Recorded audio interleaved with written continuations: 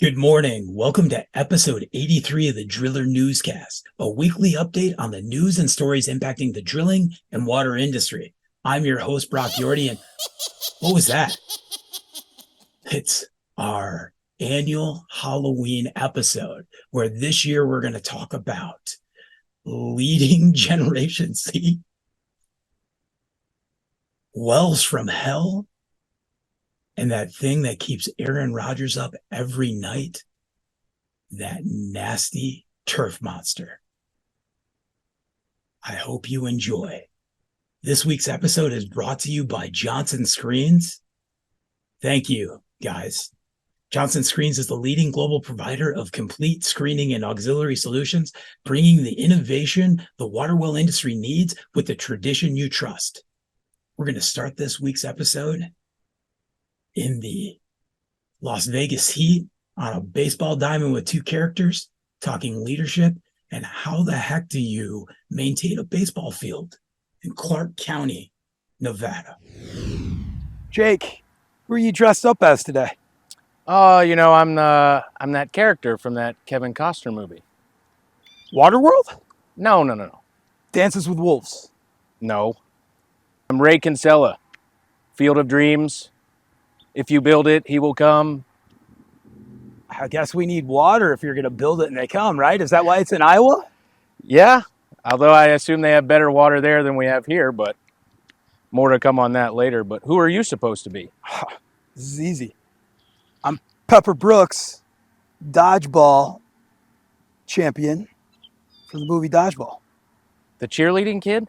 No, not Justin Long. Jason Bateman. Bold move, Cotton. Let's see how that plays out. All right. I guess. It's going to be an interesting day, that's for sure. I really would have thought you would have went as Tom Hanks, League of Their Own. I could have went as Rosie O'Donnell if you'd done that. I think it would have been interesting to see you dress up like that. It's probably not a good idea at all. But there's no crying in baseball, right? That's what they say. There's no crying in drilling, construction. It's interesting. The construction industry is a tough industry, and talking leadership, it's a tough industry, and it's not for everyone. But I think there's something in that league of their own story that we can draw from leadership-wise that, I think a lot of people miss out on. And, baseball, not too different from construction for years, was cemented by this older way of thinking. And, when the war happened, baseball kind of disappeared because all the baseball heroes were off serving their country. And, this idea came about with the league commissioner and the teams to have women play baseball. And, even the idea of it, people resisted it. They thought it was a joke. They didn't think it was going to work. And I think construction leadership is very similar. We live in a day and age where society is so diverse and there's so many good candidates out there to be leaders. And we miss out on that because we're averse to change, not too different from when baseball saw different heroes arise in a time of need. And so our industry is in a time of need for good leaders, good workers. We're at a short-handed juncture in our industry as a whole. And, the thing that I see most often is that there's a lack of advancement or a pathway to advancement for people in construction. And recently, I had a colleague of mine choose to go a different path because where he was working, that he didn't really see a solid path to ultimately a project manager leadership role. And, he made a decision that was best for him. But I think that's something that we see all throughout construction is that, formalized leadership training and pathways to advancement are lacking. And even if people do get promoted, they may be technically competent, but we're lagging behind on good leadership fundamentals and preparing these people to lead other people. So, you get into a good position in construction to lead small teams, big projects, but you don't necessarily have the leadership foundation to do it. And so it's interesting because your leadership style becomes emotionally centric. And it can oftentimes burn bridges because you're leading from an emotional perspective. And that's not to say there's no emotion in leadership and there's no emotion in construction, because construction is one of the coolest fields in the world. We get to take an idea from a piece of paper and then watch it come out of nowhere. But I think we need to get better at that aspect of leadership training and advancement and preparing people to be leaders. There's a couple pieces here. One, Jake Fletcher is so passionate about leadership. I just tossed him a very large softball, not the baseball that we're on this field right here. And he just nailed, a culture shift in our industry that we need. And I love it, brother. But two, a next generation and coaching like military leadership is some of the first introductions to being a leader young individuals see. Yeah. As they grow into adults. And that influence right there, the same as industry, as we bring in Gen Zs right now. Think about it. It's not about we need to be coddling them or more gentle. They don't know what they don't know right now, and they want to get muddy. Yeah, and it's not just, that's where my leadership career started, was on a field not too different from this, probably about 3,500 miles away. But it's not just sports. It's anything that you can do with young people or kids that they're passionate about. It's just an opportunity to change their lives. There's a saying, somebody gave me a keychain to sum it up. It says, a good coach can change a game, but a great coach can change a life. And that's how I try to approach my job every day. That's perfect. How much water are you able to use to be able to maintain this field? So Clark County actually, or the water district here in town, has very good policy from my perspective. The water allowance adapts through the seasons. So in the hottest parts of the year in summer, we're allowed to water up to 6 days. As the year progresses and the temperatures change, fall we get 3 days, winter we get 1 day, and then spring we get 3 days. And it's coupled with the type of grass and things that we plant that are adaptive to this environment. So it works really well if we follow the system. And it's good. As a person with a background in water and water resources and water quality, it's fun for me to do my part and to pay attention to what we're supposed to do. Typical baseball field, fun fact, I know that we'll get into this later, but 100,000 square feet in a Major League Baseball park, and they use about 62,000 gallons of water a week to water properly. So on the grandest scale of this game, that's how much water they're using to make those fields look with all the parks that are out there and all the college fields and all the high school fields. It's a big water consumption. We'll continue that discussion with the dodgeball guy and the Field of Dreams guy right after we have this great conversation with Ed Schofield of Johnson Screens on how we prevent those wells from hell. I hope you enjoy. For this week's feature, I want to discuss nightmare wells. And I have a well guru, one of many that is of this legendary company, Johnson Screens. And I just go ahead and introduce yourself, Ed.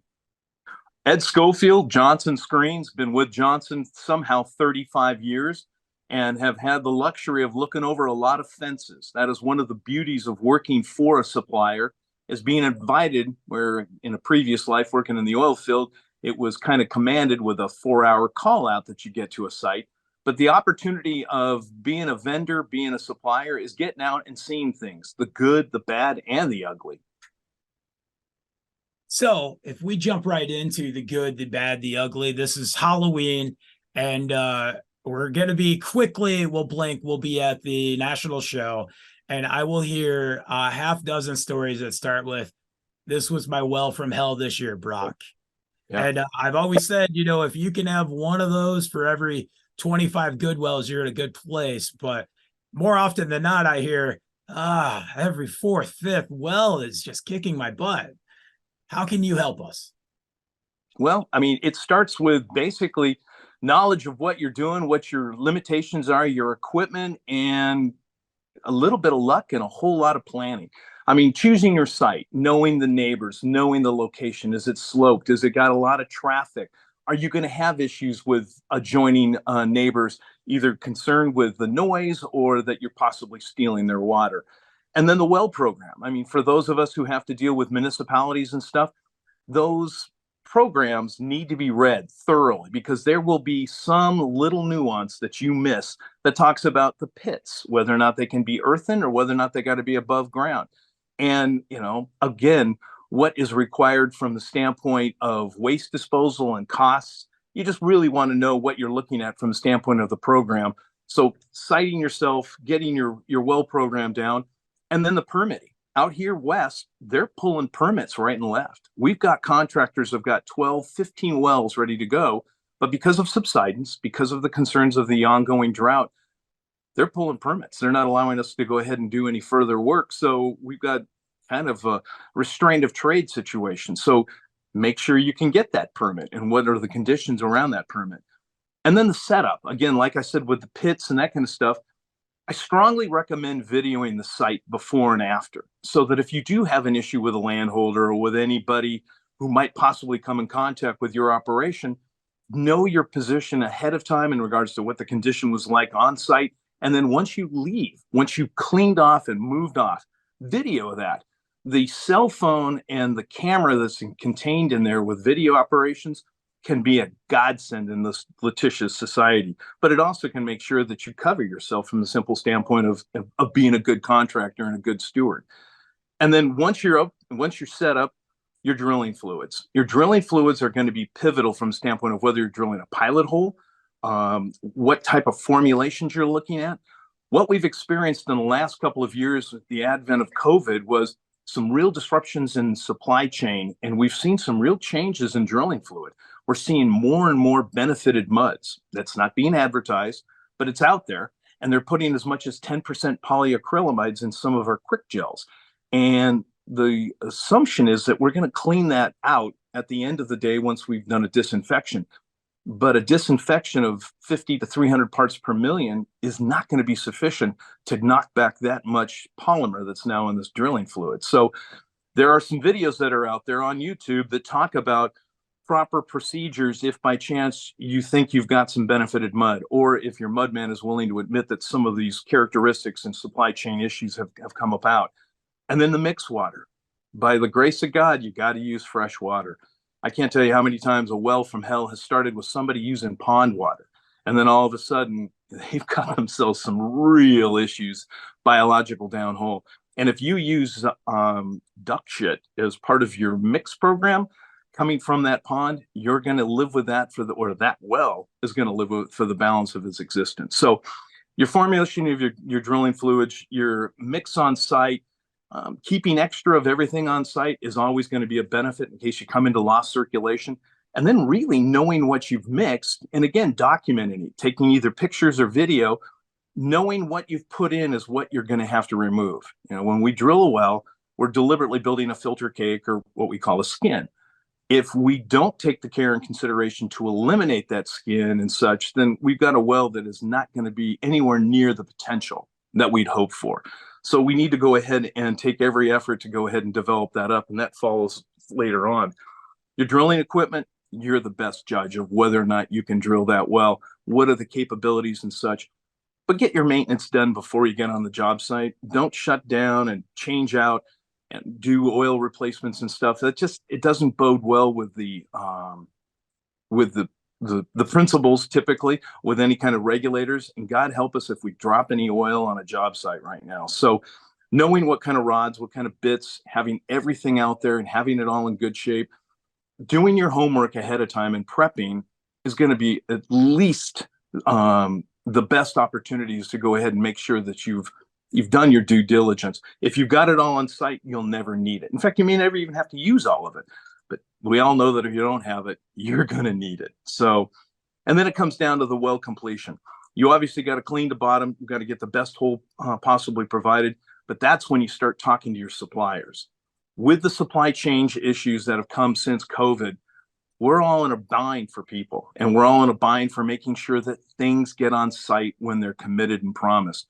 That means not only the casing, not only the screen, to the proper dimensions and to the proper slots and such, your caps, your plugs, but your splines and your O-rings. Try to assure yourself that you've got it on site and work with your supplier to make sure that it is going to be on site. I would never recommend completing a well until you know it's all on site. If you can slow down your drilling or circulate while things are being prepared, you're going to be a whole lot farther ahead of the curve. And then you can just put things together and get it going downhole. But working with your suppliers, working with the distributors is key from the simple standpoint that we've all got issues in this regard. And it all comes down to people. And then the well completion also comes down to gravels. We're seeing a complete change on how gravels are being looked at right now. We're seeing a lot less quality caliber quartzites or quartz bearing material.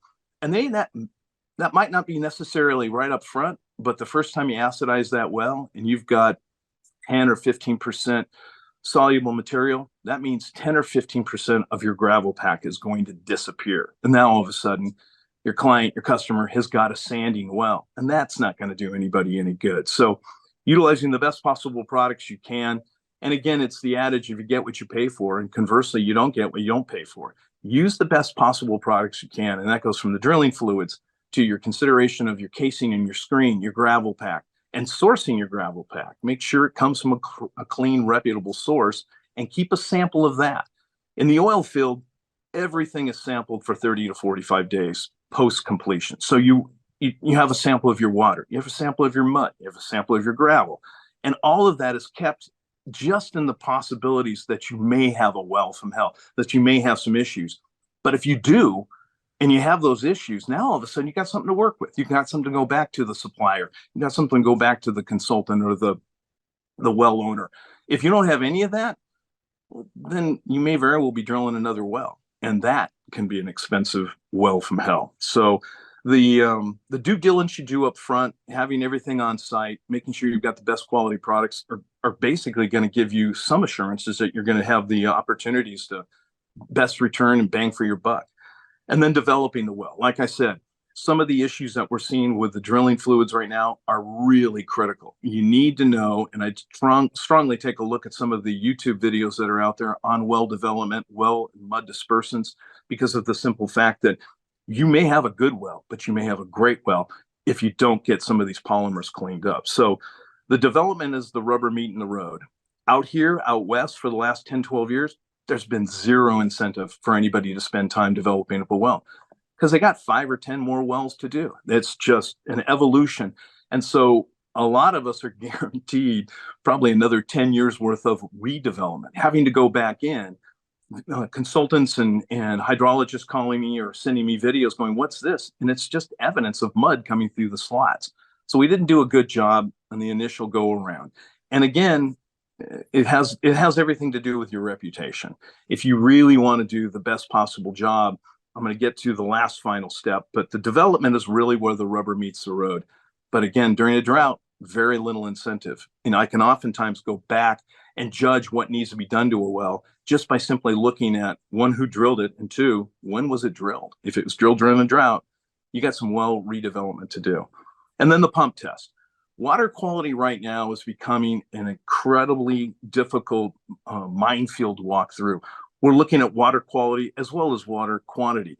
But water quality with the PFAS and all of the emerging contaminants, constituents, it's getting more and more difficult to get wells that people can in fact rely upon. So getting that pump test is really what you want to get done and have it done properly before moving off. But you also want to make sure that that pump test shows that you've got a good quality well with no heavy metals, no arsenics, no PFAS, none of the other constituents or contaminants you might necessarily be dealing with. And then one of my personal recommendations is video the well. Once you're done, once you're ready to move off, video the well. Hand that video over to the client, to the well owner, and make it a marketing piece. Make it something where someone's going to show to someone else. Make sure your name is prominently in there, your phone number, your website, and then put some of these videos on your own website, because people are really appreciative of a rig and maybe some casing and screens stacked up. But really what they want to know is, what does that well look like? And ultimately, what does that well perform? So those reputational situations become marketing opportunities that put you in a format where you can basically state that, hey, we've done the very best we can. Here's a statement of our work. And 4 or 5 of those examples are really great marketing opportunities, if you will. You had many beautiful points in this situation of our scary well. I would say is absolutely in circulation or supply chain, I'm not going to drill that porosity zone until I'm ready, because once I put that filter cake in there, I can break it up, but it's not good. And I've heard wells from hells in municipalities way too many times on the fact that, oh, well, we got the samples, we got the screens on order, but then we couldn't get the right gravel pack, or you couldn't get things, or extreme weather. We now have a point in this industry where it's not uncommon that you could have 5 or 8 days of big storms that are going to shut that job down. Oh yeah. And suddenly, all I'm thinking about the entire time is, man, did I condition that hole and I got an 8.8 mud? Something under 5% solids, or do I have something that's 7, 8, 9, 10% solids just sitting there, just becoming thixotropic and just gel it up? Yeah, there's an adage that no good comes from idle teenagers or idle wells. And that is the same for drilling and completing as it is for letting a well sit idle. You just can't wait on these things. So yeah, anticipating and scheduling. If you got to slow down your drilling, or you got to go ahead and make allowances, do so. Well, I think we've covered what we need to cover today. And I really appreciate your time. And I don't feel that spooked out on Halloween, but, I do think it's very important. Well, I'm going to leave you with this bit of information from the standpoint. The well from hell can be limited by a couple of key points, and that is communication, preparation, and execution. And the one thing we really want to try to avoid is being remembered as that guy. We just don't want to be that guy. And it simply means we've got to be that much more diligent in what we do, preparing and working with others, communicating, and trying to go and get the best possible completion into the timeliest manner. So, yeah, Brock, I appreciate it. I enjoyed this very much. Yeah, thank you, Ed. Thanks, Ed. It's that easy. We don't have to stay up at night and stare at the ceilings, pull the covers over our heads because those regulators and engineers are coming for us. No. For our feature this week, we got an opportunity to talk with columnist Jake Fletcher from the Leadership column. He maintains a baseball field on top of everything else he does in Clark County, Las Vegas.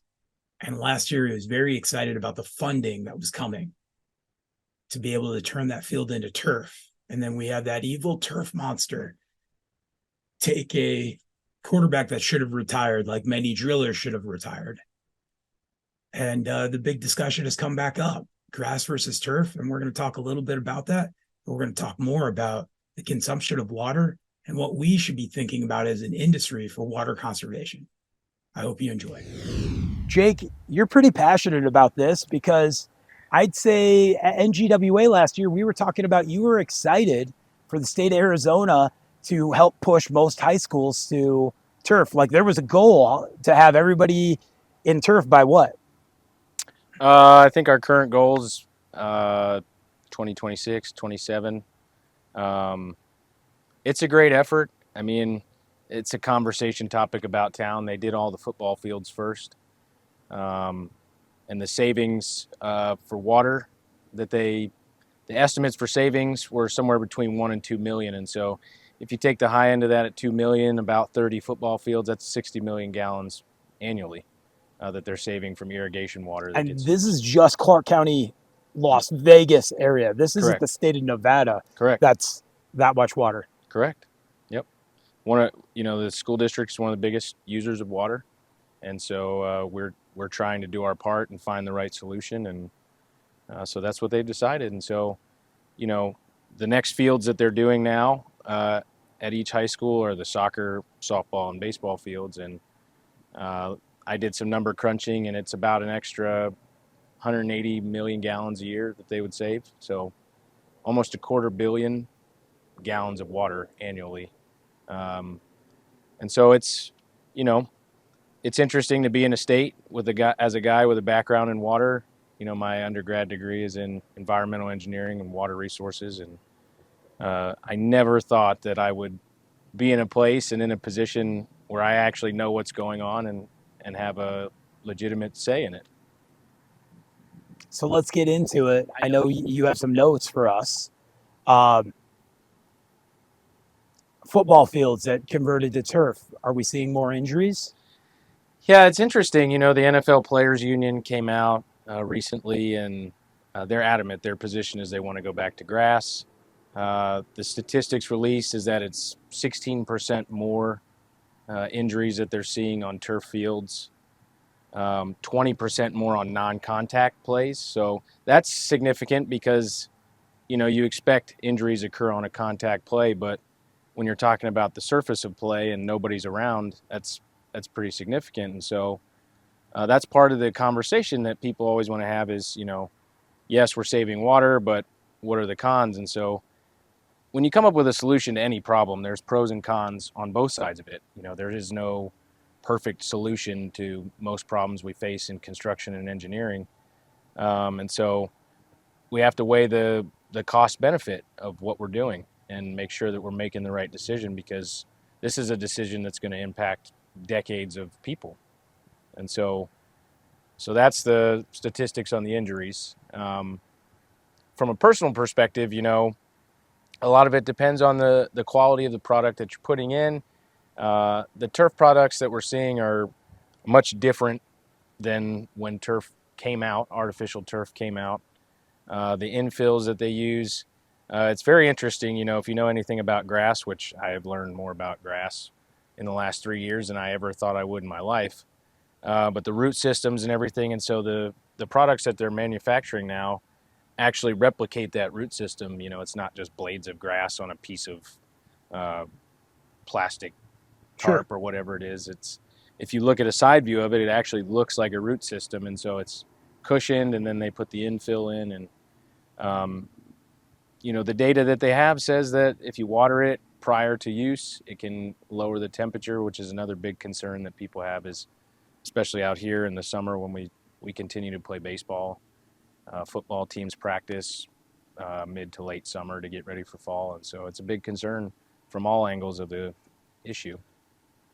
So, other than from a beauty standpoint and having something alternative to a living, you know, piece of our field, if we're watering it from a conservation standpoint, we're still consuming water that should be dedicated to human consumption or agriculture, or, you know, the big pieces that we need as a country. We use 1 million acre feet a day as a country. Yeah, I mean, you know, you and I talk about this all the time, that it's a growing concern that most people aren't talking about. You know, the average person isn't necessarily talking about water conservation, and that's not to say that it's not because they don't care. We need to do a better job of making this a topic of conversation, and having these conversations like this is how we do that. But yeah, I mean, you know, recreational use of water, it's a catch-22. I mean, you know, recreation's important. Playing golf, I like to play golf. Golf courses use water. It's just a matter of using the expertise that we have to do it right. And there are methods out there that have been out there for probably hundreds of years to do this right, and we're just not doing it on a large enough scale if we want to maintain, you know, living materials for proper use. Because if you ask any sports coach in any sport, they're going to tell you that they want real grass, real materials. But in our unique situation, you know, it's, do we want to save water, or do we want to? So we have extreme weather. Climate change has impacted us. You know, Nevada, Arizona, and California. with the most of the mountain states, Western U.S., these atmospheric rivers that came through, we've seen a lot more water. And suddenly, from Powell to Meade, there's more water in the reservoir than we've seen in a very long time. And all the good hydrogeologists out there are like, hey, this is great. But if we do another 3 years of drought, you'll be back at those levels. So water conservation. So if I think about this, football stadiums, baseball stadiums are mini cities of their own. And my water and wastewater treatment experience, we should get to a point where we have a zero discharge system that is making a 99% effluent. We talk about, there's Colorado breweries right now brewing with recycled water. We're repurposing water. We need to stop calling it, recycled when I think of what I pull out of a reservoir versus what I just got released by a professional wastewater operator as being safe. So why couldn't we? If you look at the size of the stadium and each person there in that 8-hour time uses 15 gallons of water, the amount of water we put on the field, we got a lot of surplus. Yeah, I mean, and the thing at that level, right, is they have the resources to do it. At my level, I don't have those resources. I can't install systems to repurpose water, to capture water. And so I think for me, being at this level, that's the thing when I look at the next levels of sports, I don't question, I wonder, if I had those resources, what would I be doing? And in my mind, it would be seeking some of these solutions that they have the ability to do. So how do you maintain this field with the water allotment you have? It's a science. It's like a big science project, to be honest. That's why it's so fun. I feel like a kid out here learning. I talked to so many people. When I got here, this field did not look like this, and you're probably thinking, Jake, there's dry spots and it's not perfectly green. But if you had seen it when I first got here, you'd say, wow, everybody has come up to me recently and said this is the best this field looked in, decades. And a lot of it in a drought. Yeah. I mean, water is always my number one concern because I can do all of the science. I can get the right fertilizer. I can do all of the prep work, checking the sprinkler heads to make sure they're right. You can do all that, and if you don't get the water you need, then it's all for nothing. And so, there are times when the irrigation system is experiencing issues, and we have just enough pressure to run the hoses. So we're out here with hoses, hand watering different areas to make sure that it's getting the water it needs. I've just had to learn so much about it, and I never, ever, like I said, thought I would learn about any of this. I was a player for a long time in my life, and I never actually planned to even come back to the game once I left home and went into the military, but here I am, and it's fun.